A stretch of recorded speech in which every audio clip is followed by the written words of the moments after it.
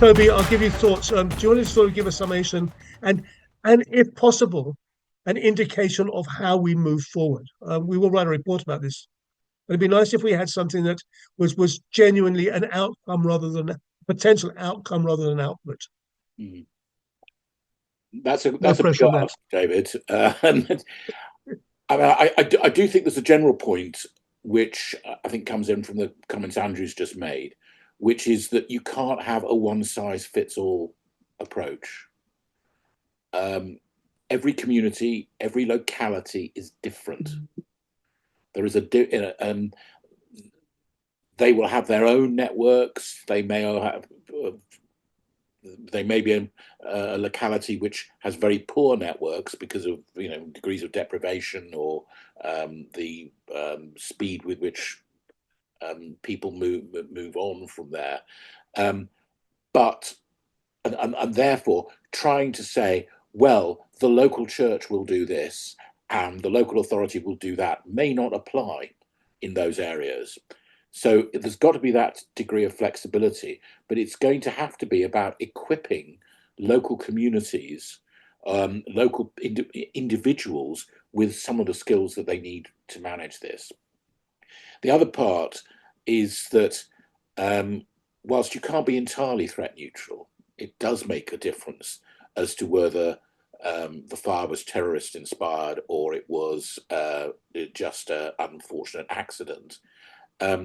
But you've got to look at how you manage the consequences. And sometimes very different events will have similar consequences. So having in place arrangements to manage this sort of disruption. At the beginning of the COVID epidemic, the UK government put a lot of effort into saying it needed to have a network of people to support vulnerable people living on their own. Now, vulnerable people living on their own need support in all sorts of eventualities, not just a pandemic. And so what you really needed was to have in place arrangements whereby whereby individual vulnerable people were going to get support.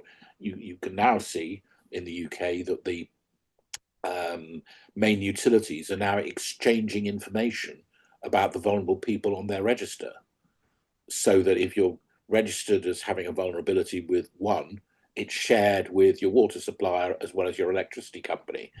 Now that's starting to think, how do we make a systemic approach to all of these issues? And I think that's what we've got to try and build in.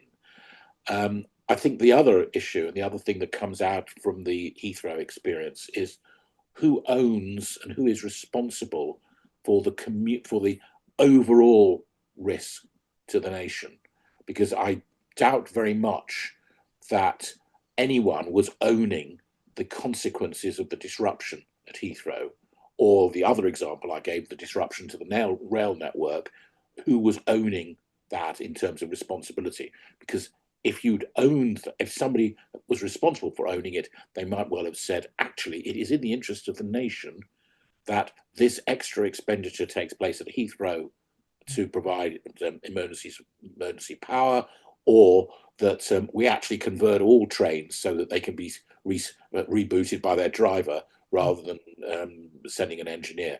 And it's just a question of who takes that responsibility. And I don't think we've yet really cracked that.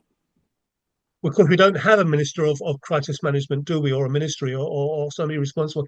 It's interesting the points you made about who owns it.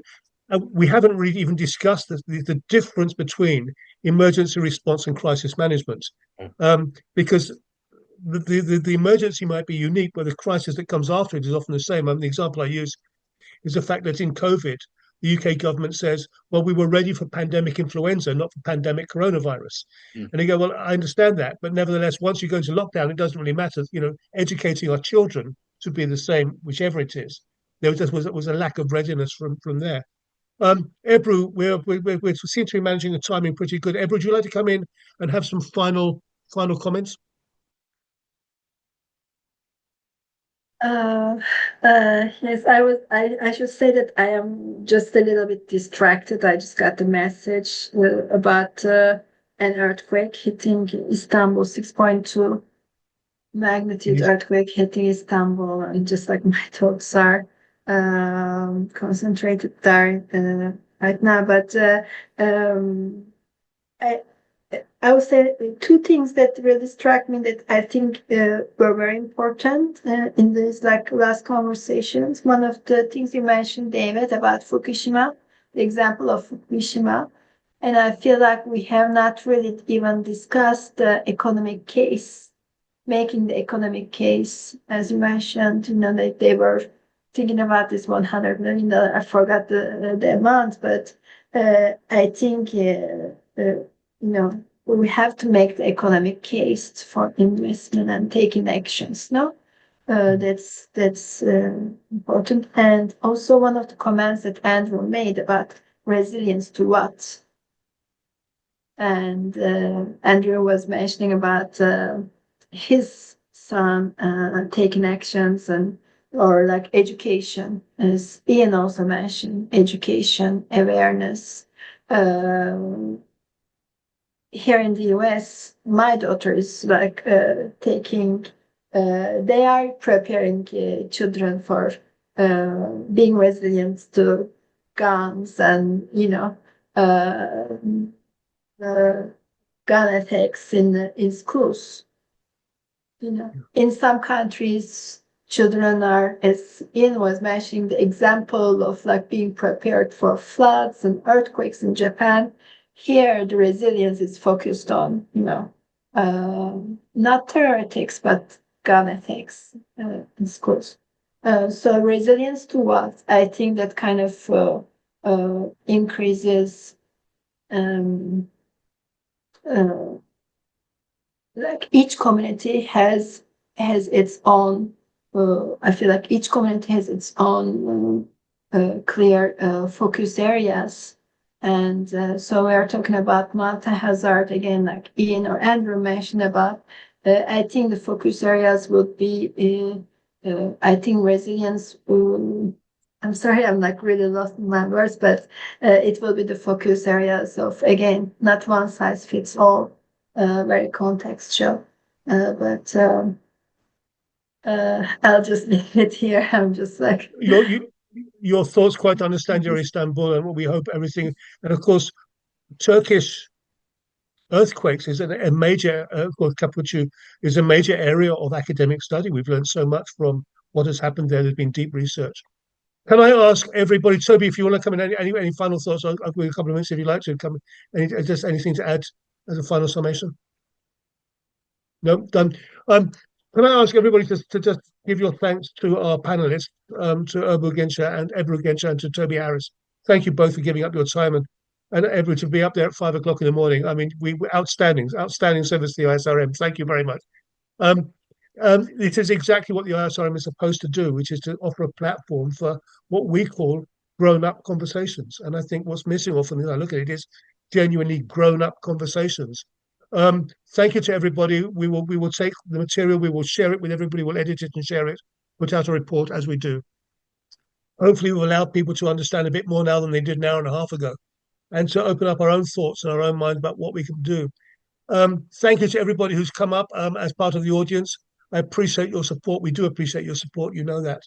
And hopefully we will be seeing you soon. Toby, I'm not sure. You're going to be at the UKRA. There's going to be the UK Resilience Academy launch on Monday. I don't know if you're going to be there, Toby. I'm going to be there. Have you? Quite a number of people I know are going to be there. Katie Barnes from the Commission is going to be there. I can't actually manage, unfortunately, because of parliamentary commitments. But so we will be having, as of Monday, the UK Resilience Academy, which was replacing the Emergency Planning College. I was at the Cabinet Office when they gave us a briefing on that, Toby. And literally, their very, very first sentence literally was, "Greetings, everybody. Thank you so much for coming today. Just to let you know, we have no money." So if you're coming here thinking, "Oh my God, I'm going to come to UK Resilience Academy and make lots of money off us," you're in the wrong room, my friends. So that was it. So unfortunately, the concept is there, the goodwill is there. At some stage, somebody does have to put some money on the table. A great man once said, I can't remember who, not in my term of office, Nimto. Toby, that's a phrase I've always associated with you. Somebody at some stage He's going to have to put some money on the table. That is another conversation for another day. Thank you, both of you. Thank you, everybody else. Have a great rest of the week, wherever you are in the world. I look forward to catching up soon. But for today, we're out. Thanks to everybody and all the best.